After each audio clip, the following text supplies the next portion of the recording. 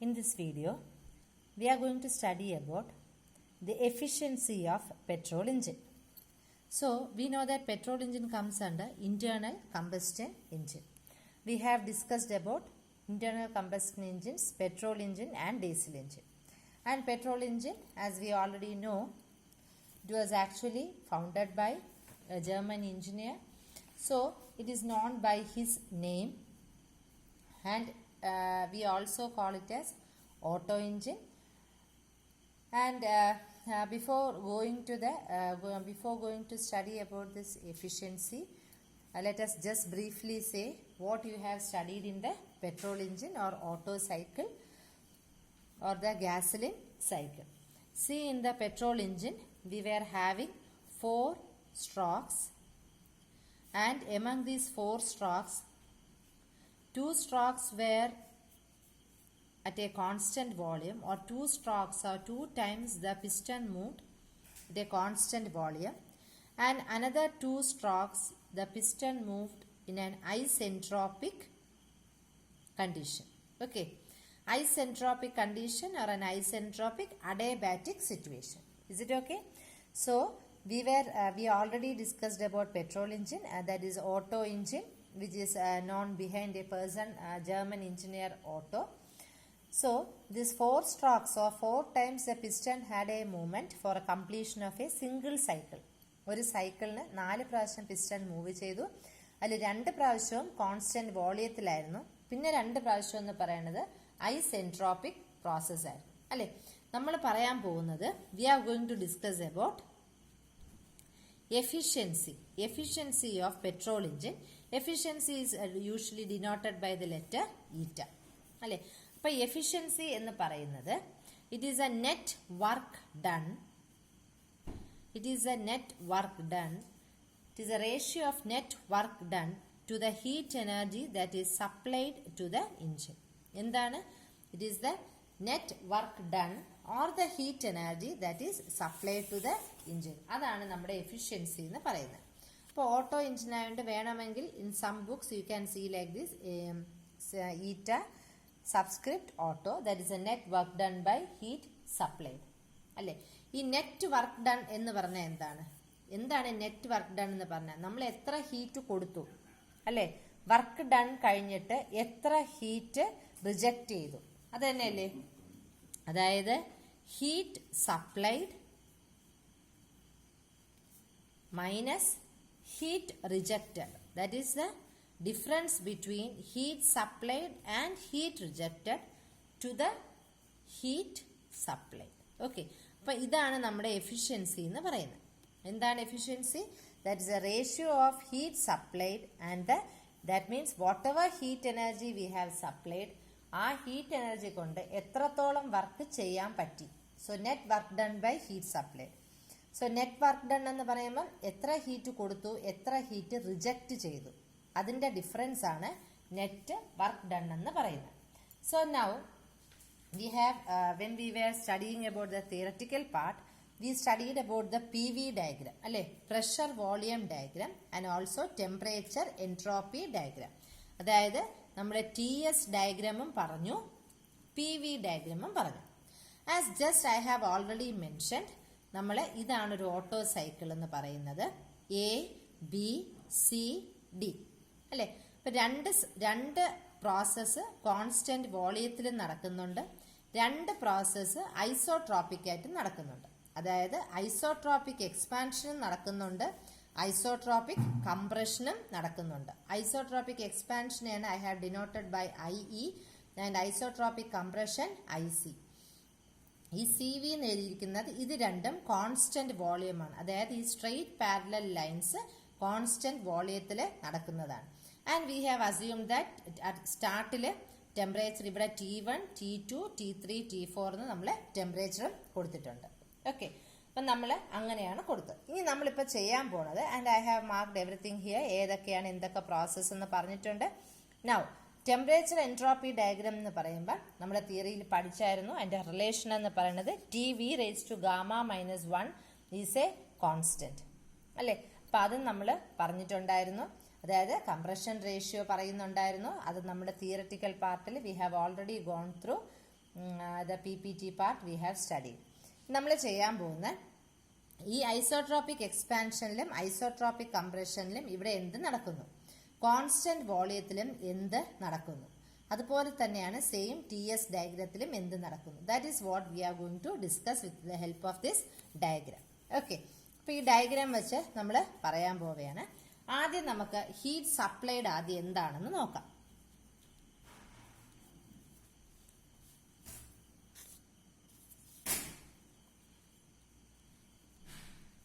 Heat supply to the system. അപ്പൊ heat supply ചെയ്യുമ്പം ഏതാണെങ്കിലും നമ്മൾ ഏത് ലെറ്റർ വെച്ചാണ് ഡിനോട്ട് ചെയ്യുന്നത്? ക്യാപിറ്റൽ Q ആണ് അല്ലെ. അപ്പൊ നമ്മൾ ഇവിടെ ക്യാപിറ്റൽ Q ആണ് നമ്മൾ heat amount of energy supplied കൊടുക്കുന്നത്. ആൻഡ് വി ആർ മാസ് എന്ന് പറയുന്നത് we are going to consider 1 mole of a substance ആണ് നമ്മൾ മാസ് ആയിട്ട് എടുക്കുന്നത്.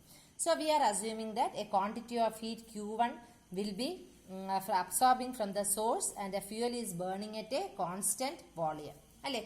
കോൺസ്റ്റന്റ് വോളിയം എന്നാണ് നമ്മൾ പറയുന്നത്. ആ കോൺസ്റ്റന്റ് വോളിയത്തിന് വേണമെങ്കിൽ നമുക്ക് ഈ ഡയഗ്രത്തിൽ ഇതിനെ V1 എന്നും കൊടുക്കാം, ഇതിനെ V2 എന്നും കൊടുക്കാം.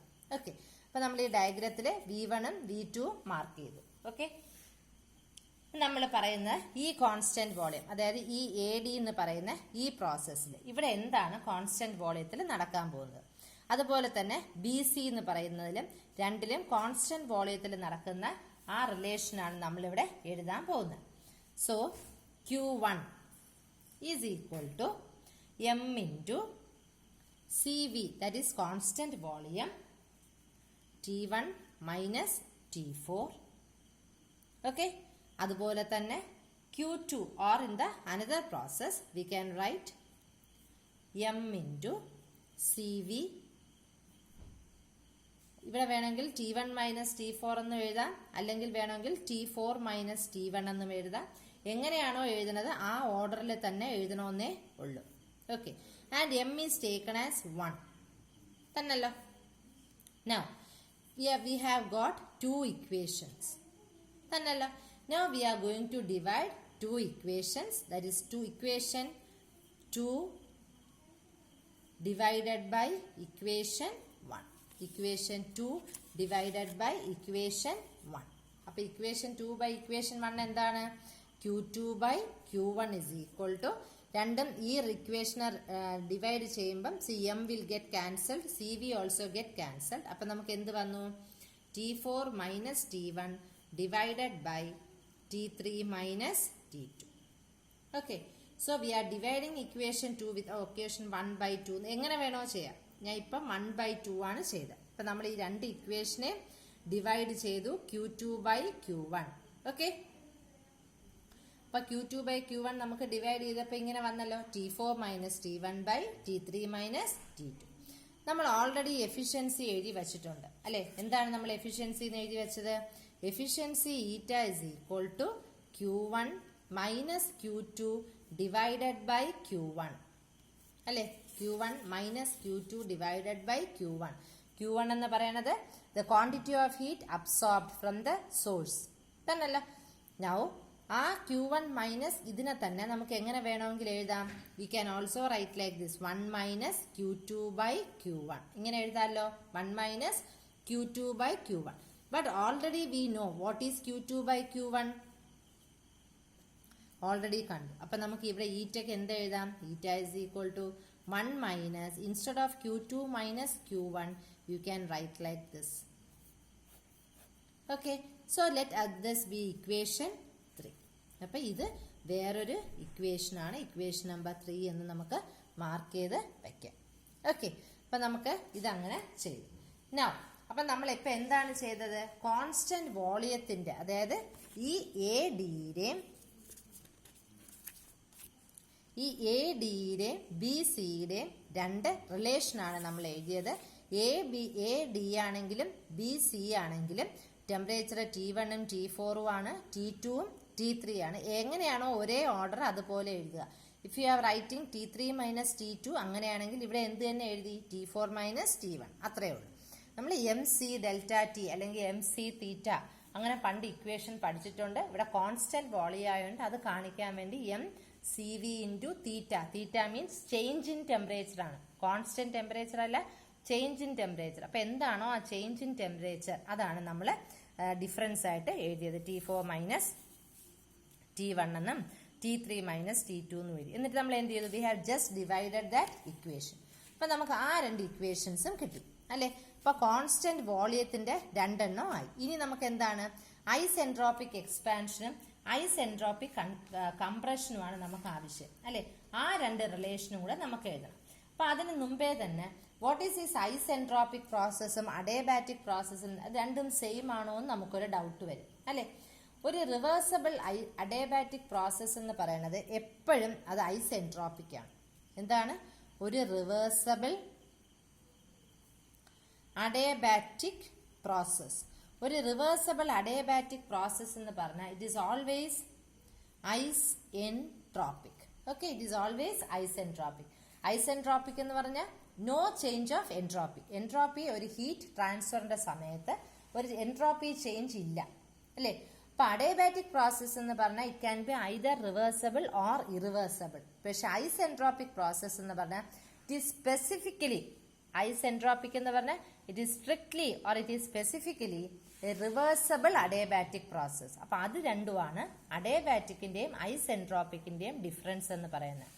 അഡേബാറ്റിക് എന്ന് പറഞ്ഞാൽ it can be both reversible and irreversible process.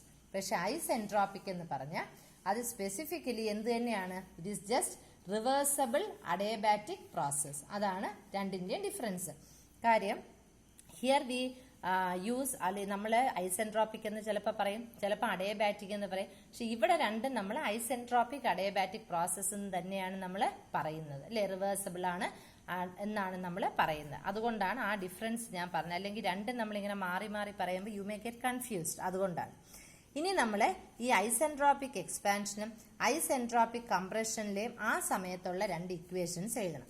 അപ്പോൾ ഓൾറെഡി അതിന് നമ്മളൊരു TS ഡയഗ്രാം അല്ലെങ്കിൽ എൻട്രോപ്പി ടെമ്പറേച്ചർ എൻട്രോപ്പി ഡയഗ്രാം വരച്ചു. And we know standard equation TV raised to gamma minus 1 is a constant. അതായത് T1 V1 raised to gamma minus 1 is equal to T2 V2 raised to gamma minus 1. അതുപോലെ T3 V3 raised to gamma minus 1 is equal to T4 V4 raised to gamma minus 1. അതല്ലേ അതിന്റെ constant എന്ന് പറയുന്നത്. അപ്പൊ നമ്മൾ എന്ത് ചെയ്യും? അത് വെച്ച് നമ്മൾ ആ രണ്ട് ഇക്വേഷൻസും നമ്മൾ എഴുതും. അതായത് വിത്ത് the help of these two equations V can right that T2 by T1 എന്ന് പറഞ്ഞാൽ എന്താണ്? It is V1 by V2 raised to gamma minus 1 because T1 V1 raised to gamma minus 1 is equal to T2 V2 raised to gamma minus 1. Similarly, T4 or T3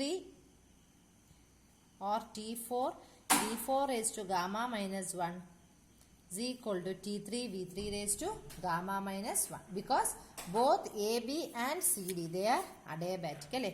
ഈ AB ആയിരുന്നാലും CD ആണെങ്കിലും എന്താണ്? they are adiabatic. AB ആരോ ഇങ്ങോട്ടാണ്, CD എന്ന് പറഞ്ഞ ആരോ ഇങ്ങോട്ടാണ്.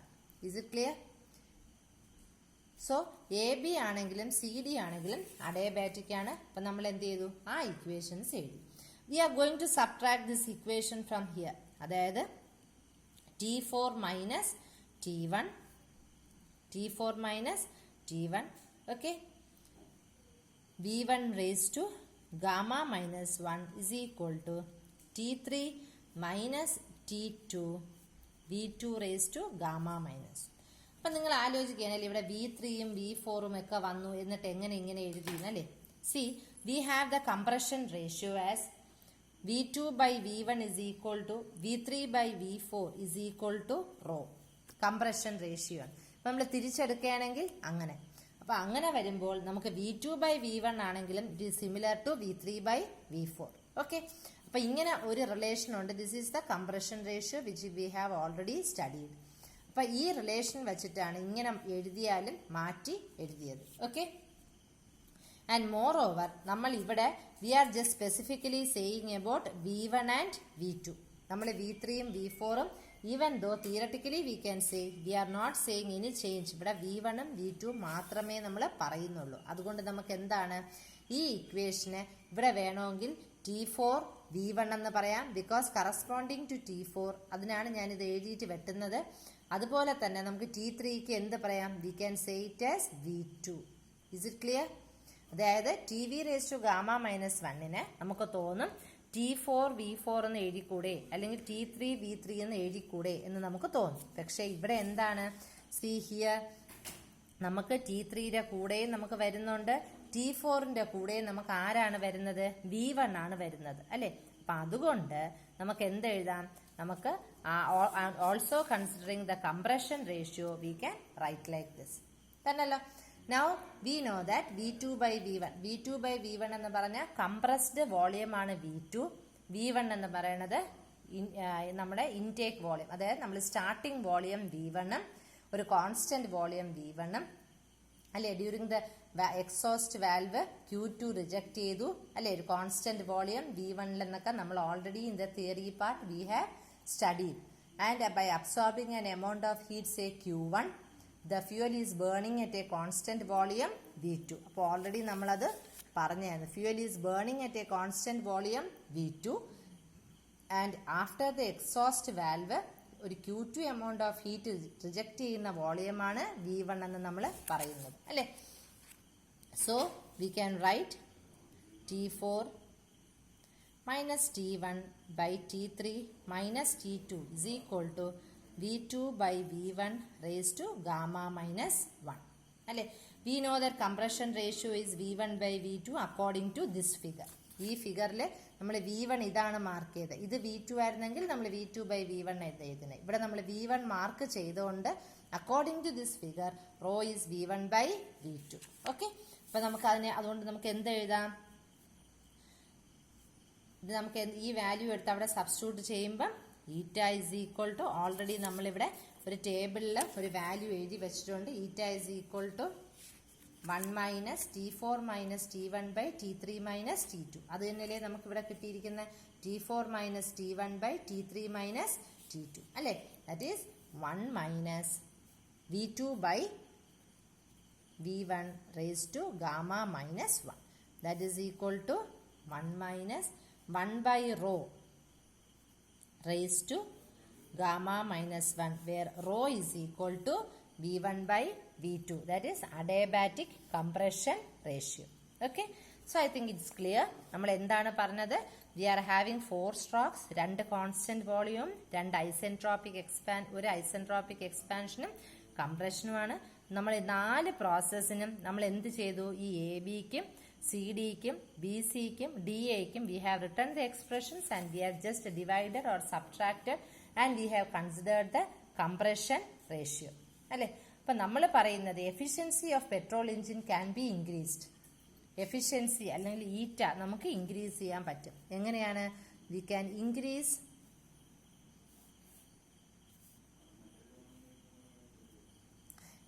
Increase the efficiency of the petrol engine by increasing the compression ratio. The compression ratio is about 5, and if it is increased more than 10, what will happen? The fuel gets ignited automatically due to the heat of compression before the sparking takes place. അല്ലെ. ഇപ്പം നമ്മളിവിടെ raw, if you are going to take say rho is equal to 5 and gamma is equal to 1.4, we can substitute eta is equal to 1 minus 1/ρ raised to gamma minus 1 അല്ലേ.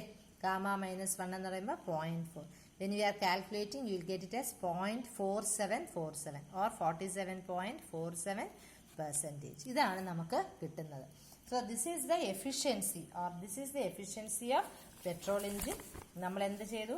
Efficiency net work done, net ആണ്. എന്താണ്? Heat നമ്മൾ എത്ര supply ചെയ്തു, എത്ര reject ചെയ്തു, പ്രോസസ്സിന് എത്ര heat എടുത്തു, അത് കഴിഞ്ഞിട്ട് എത്ര റിജക്ട് ചെയ്തു, divided by total amount of heat supply അല്ലെ. Q is equal to, പണ്ട് നമ്മൾ പഠിച്ചിട്ടുണ്ട് MC ΔT. Delta shows change in difference in temperature. ഇവിടെ M1 ആണ്. നമ്മൾ ഡിവൈഡ് ചെയ്യുമ്പോൾ CV and constant volume terms will get cancel and we are getting here and expression like this. ആ എക്സ്പ്രഷനെ solve ചെയ്യാൻ വേണ്ടി നമ്മൾ ഐസെൻട്രോപിക് എക്സ്പാൻഷന്റെയും കംപ്രഷന്റെയും റിലേഷൻസ് എഴുതും. Okay, thank you.